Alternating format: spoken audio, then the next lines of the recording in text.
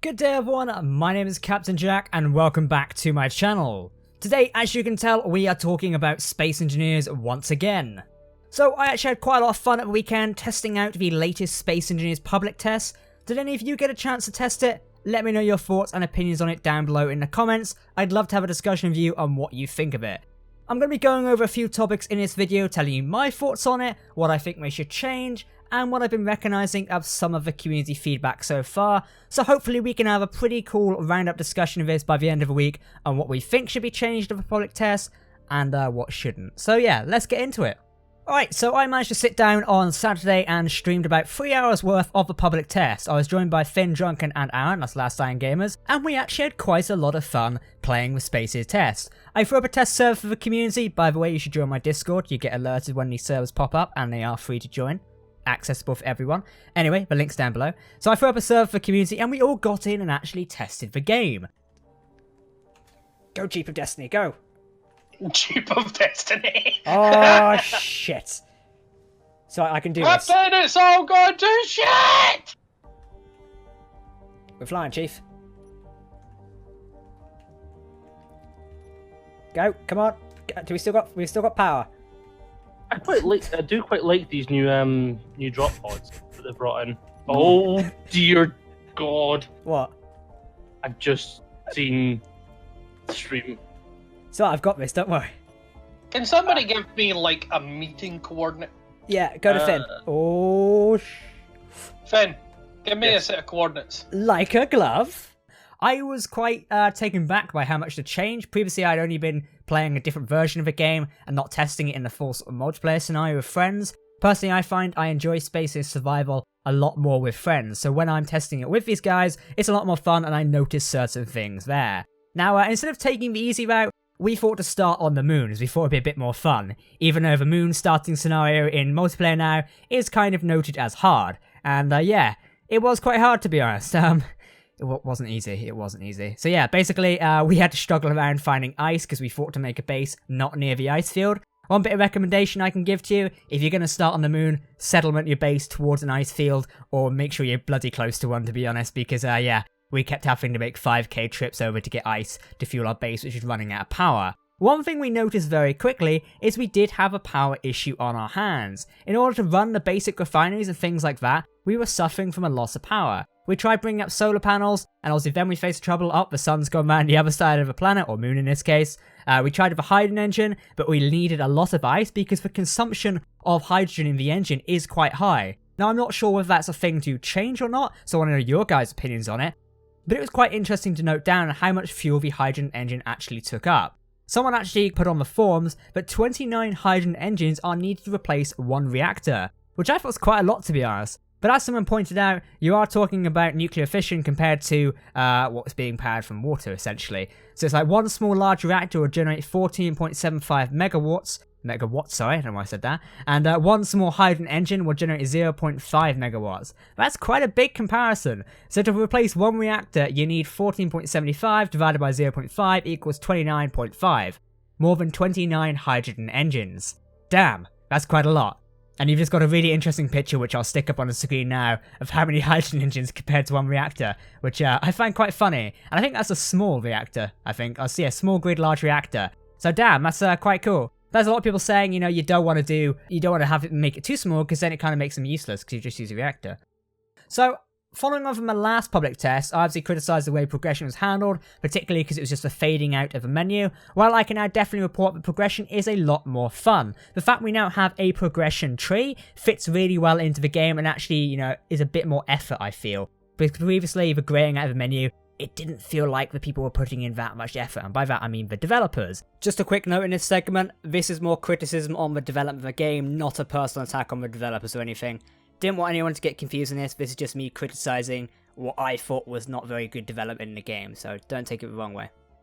It felt like a lazy sort of gimmick route to this. Now we've actually gone back to the drawing board and done this sort of progression chart which actually looks like a proper tech tree. And what I can tell you from that is it's a lot more enjoyable now and easy to understand as well. New players are going to have a time of their life understanding how the progression works and how each block works now. One thing I have noticed is a lot of long-time players like myself and members of the community are saying that progression does not appeal to them, and I can kind of see why. after you've been playing this game for 5 to 6 years, you kind of think, I don't really need to be walked through progression. That's fair enough, because progression and sort of tech tree options is optional in games you start and join, especially with servers as well. Oh, speaking of servers, I got some new fun things to share.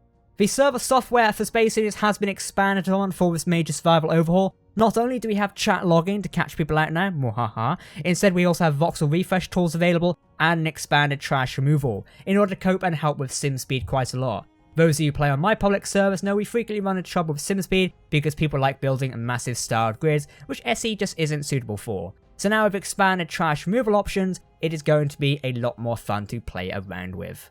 One thing I also want to talk about is the respawning features. So previously I've spoke about them and said they have been overdone quite a bit, or redone, sorry, not overdone. In this case I say they probably have been overdone, really. One of the issues I've found is the new spawning idea where it spawns players within 4 kilometers of each other is quite cool, but at the same time is going to make sure you're under attack constantly in a way, depending on the type of players you find. When it was myself streaming, obviously people like to come mess around with me and check out the base, so they kept coming over to us and our turrets would fire, etc. It's got a bit annoying after a while, because I'm imagining it from a certain, like a normal survival player scenario. If they start on Earth and then someone else starts literally 3 to 5 kilometers around the corner, it's going to get irritating pretty quickly. Now I do like this feature in a way that it allows faction members to start closer to each other, and then they have to form up. I like that idea and think it works quite well. However, having random enemy faction players starting next to you, not a fan of that. In my opinion, they should start 20 or 50 kilometers away to give you a reasonable distance, because surprisingly you can travel quite fast in Space Invaders, even if you're just using a jetpack or one of those tiny little respawn ships. So I do hope they rethink that, and it's one of the criticisms that I have for this. Last night I took part in a little bit of a discussion around the uranium being removed from planets, and I wanted to get your guys' opinions on this. With uranium no longer being on planets, do you feel that's going to impact the gameplay a little bit too much in a way? I personally feel like it's a bit of 50-50, I'm not sure what to make of it. Yes, uranium no longer being on planets is going to provide a sort of steeper survival attitude and force you to go into space, and this kind of leans back to the sort of progression. You're progressing from starting on a planet of wind turbines and solar to eventually getting up to the sort of space and having to mine uranium. It's almost forcing you up there. You will have to go to space if you want to maintain or get like better power reserves such as reactors and actually uranium. So it's quite a cool idea, I think, and I'd like to see more of it. And you know what you guys think on it as well, because I've sort of got mixed feelings on the whole uranium no longer on planets feature. So let me know what you think of it down below. In terms of how the new sort of features and blocks are working, I did enjoy messing around with the hydrogen engine. It took us about 5 minutes to actually get started with it, which was quite funny as we couldn't work out how to work it. When we got there, it was quite cool. The basic refinery and basic assembler are essential now to your first starting survival needs, and they are actually quite fun to work with. I'll leave a stream archive down below so you can go see how we managed to overcome all of this in 3 hours, which is quite funny, and I might skim it up and upload it later if some of you want to see that. It was really fun to actually explore and see more of the game, particularly these new blocks and how they work, and how it changed the sort of dynamic of survival, forcing players to survive in a new way. I definitely want to start a miniature sort of survival series when this update rolls around. Obviously with Colony at the minute, doing one thing like that is slightly different because we're in a later stage of survival, so therefore none of the new progression will really matter to us in Colony. But having a new sort of nicer sort of survival experience in this update could be quite cool. Overall, I am impressed with it. There are quite a few hot fixes and changes that need to be made. I've left my feedback up on the support website. I recommend you do the same should you have any sort of feedback you feel the need to press on, and definitely is the best idea for you to do that. Obviously make sure to take over surveys when you exit the public test. I am not sure whether there will be another public test after this.